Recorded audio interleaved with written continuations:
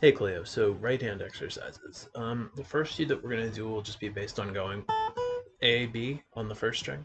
Um, and, starting with just, well, to warm up, you could just be doing a bunch of, just like all six strings, trying to really drill that. And then if you want to do things where you switch on random upbeats, like, excuse me, which is, da da da da da da da, you can, but we may get to something more structured on that later. But seasonal point being just right hand, no left hand. Or of course, you can just ride one fretted note for it to be less annoying.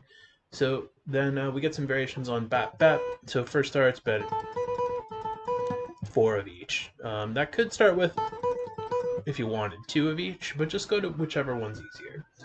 So pause and spend some time on those. Cool. So then we're going to switch to our first time. We're going to play three notes, and this will be interesting. So we'll be accenting on the up and down, right? So 1, 2, 3. Trying to get fast on that. So you can do it kind of slow and laboriously first, map it out.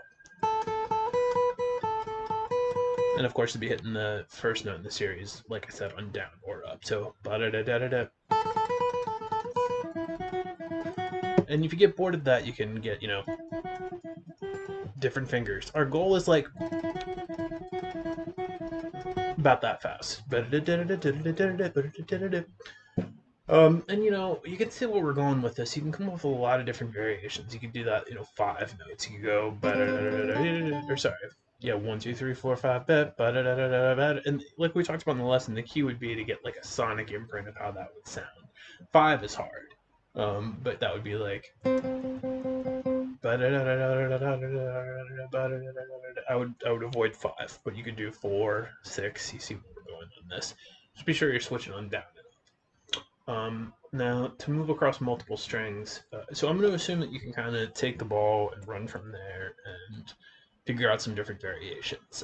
And hopefully not just passing the buck here. I assume you'll make it adequately tough on yourself. And we're keying on the concept of, counting it out ahead of time and then getting a sense of how it's going to go sonically rather than counting during the actual recording attempt. So one other I'll give you is 3 times 3. I'm going to use fingering 3 and C, so with the pinky reach, etc.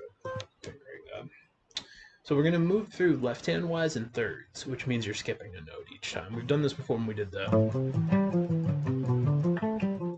arpeggio exercise that we probably did, which just if you want, that was, you start at the first note, you go up a third 3 times, and then you go back, back, back, back, back. But what we're going to do today is, you can start at the beginning or start on the root. So we're going to go through in thirds, which means skipping a note each time. So it'll be like that many notes. And just skipping a note. So this is a minor third, this is a major third. Go ahead yourself, and when you do this, try to identify which ones are minor thirds, which are the flat thirds, versus major thirds, which are the, normal thirds. Cool. So, and we'll go 3 notes.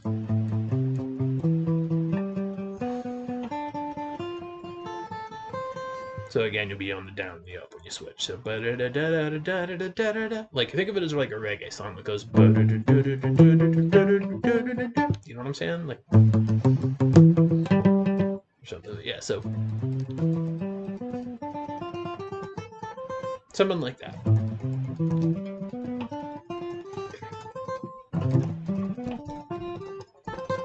And that would be a little fast.